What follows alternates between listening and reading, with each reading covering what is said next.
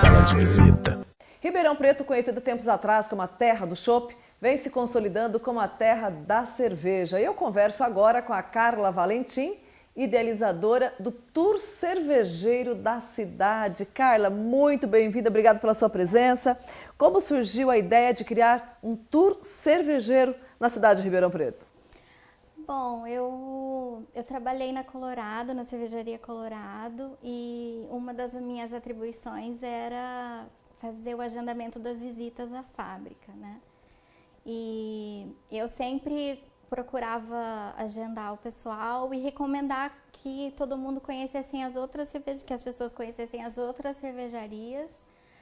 Mas eu percebia que a maioria das pessoas, até por serem de fora de Ribeirão Preto, eles não sabiam da existência da cervejaria Invicta, da Lund. Então eu fiquei com essa ideia na minha cabeça. Depois, quando eu me desliguei do quadro, eu... Criou um tour cervejeiro. E quais cervejarias participam? Quem que acompanha? Quais informações as pessoas recebem? Elas degustam? Podem degustar o produto? Sim. São 9 horas de passeio. Uma van começa a pegar o pessoal no período da manhã. Eles visitam a Cervejaria Colorado, Cervejaria Invicta, Cervejaria Lund, a Valfanga, que é em Bonfim Paulista, e a Weird Barrel, que é recém-inaugurada também, tem poucos meses de existência. E elas degustam em todas essas cervejarias?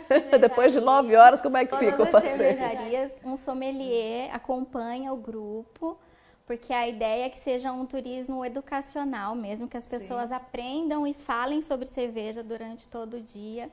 Então, em cada cervejaria, elas conhecem todo o processo de produção, elas degustam os principais rótulos das cervejarias. E tem muitos rótulos premiadíssimos, né, Carla? É Colorado, é Invicta mesmo, a Weird Barrel também, que apesar dela ser nova, ela já tem alguns prêmios. E o mais interessante é que durante o dia o pessoal conhece bastante mesmo sobre cerveja, sai de lá, eu falo que é um mini curso. É especialista. São como especialistas. E como é feita essa reserva? Quanto custa esse tour? É acessível? Então, a gente trabalha com um calendário fixo anual. A gente atende grupos também, mas a princípio é um calendário fixo, que são de 6 a 8 datas por ano. Tem o site, que é www.tourcervejeiro.com.br. Sempre a gente coloca os ingressos à venda um pouco antes de cada data, né? As pessoas podem entrar no site, adquirir. Comprar online. Elas podem, tem uma plataforma que elas podem parcelar, se elas quiserem. O valor do tour é 230 por pessoa e inclui todas as degustações, um almoço também, o trabalho do sommelier que acompanha durante o dia e o transporte. Então, o pessoal pego no comecinho da manhã e no finalzinho do dia. Entregue para dormir já lá, depois de 9 horas degustando cerveja. Pode beber o dia todo, não precisa se preocupar com dirigir. Né? Ô, Carla, e como é a adesão das mulheres? Ou essa coisa de cerveja ainda é muito machista, é coisa de homem? Não, a mulher está mandando ver também, não é? A gente tem na verdade, o nosso público é formado principalmente de casais. Então, a gente tem vários casais que vão juntos, que bebem cerveja, que gostam. Alguns já fazem cerveja em casa mesmo, ou então eles gostam de conhecer cervejarias, bares, enfim. Mas as mulheres, até hoje eu nunca tive um grupo só de mulheres, mas a maioria das mulheres está sempre acompanhada, sendo parceira mesmo dos maridos. E não só para degustar, mas elas estão cada vez mais interessadas no assunto, conhecem bem, estudando, né? Criança pode participar acompanhando os pais do passeio? Tem alguma atividade ou é proibido? Não, melhor não.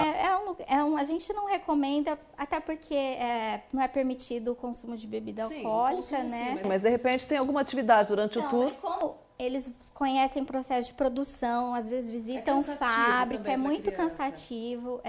Às vezes eles entram mesmo, chegam, então a gente até pede para ir sempre com calçado fechado, calça, porque eles conhecem mesmo o processo de produção de uma fábrica.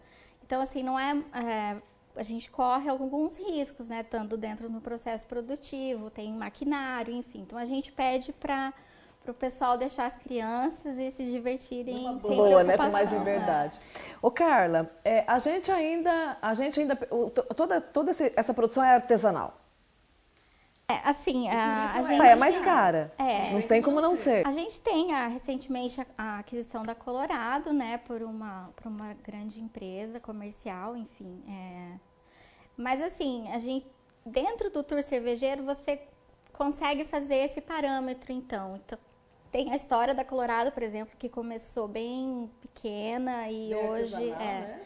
E você consegue fazer, então, o parâmetro entre uma Weird Barrel, por exemplo, que é recém-inaugurada, que eles estão começando agora com um conceito novo de brew pub aqui em Ribeirão Preto. Então, o mais bacana é você poder tirar a sua própria conclusão, né? E o importante é que o mercado está crescendo, está aquecido. Sem dúvida. Isso que é o mais E bacana. as pessoas estão cada vez mais querendo apreciar isso, né? Como está o Brasil no ranking mundial de cerveja? Está bem classificado? Como é que é essa classificação dele? Então, a gente ainda engatinha muito, se você for comparar com alguns países, principalmente os Estados Unidos, que teve um boom de cervejas artesanais há alguns anos atrás, né?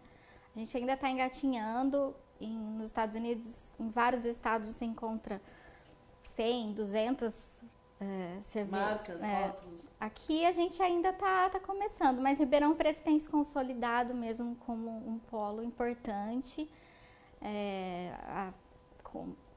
comparado com Belo Horizonte, por exemplo. Outros centros, Curitiba, né?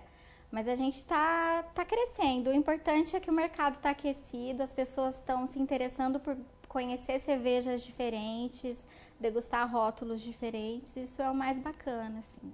E pensando nisso que você falou, dessa rota da cerveja, da cidade estar se consolidando como um polo cervejeiro e também de gastronomia, a gente pode começar a pensar já na cerveja como algo que já é uma alimentação e não um processo de bebedeira? Na verdade, a história da cerveja, ela tem muito a ver com a história mesmo da alimentação humana, né? A fermentação do pão, por exemplo, enfim. Os processos são parecidos, são similares, né? O conceito é o mesmo. Então, a gente preza também por aquela cultura de beba menos, beba melhor. Então, aprecie uma cerveja, aprenda a degustar uma cerveja, harmonize cervejas com carnes, com massas, com doces, por exemplo. Tem algumas cervejas que você consegue harmonizar com sobremesas, o que a gente desmistifica um pouco, né? Sim. De que cerveja não combina com doce, enfim. Então, assim, é um universo super amplo a ser descoberto e a gente fica feliz que o pessoal está explorando bastante isso, né? Que coisa boa, gente. Eu acabo de conversar com a Carla Valentim, ela que é a responsável pelo tour cervejeiro aqui de Ribeirão Preto. E claro, muito obrigada, Carla. E a gente tem sempre mais novidade para você. Fique atento aí com a gente.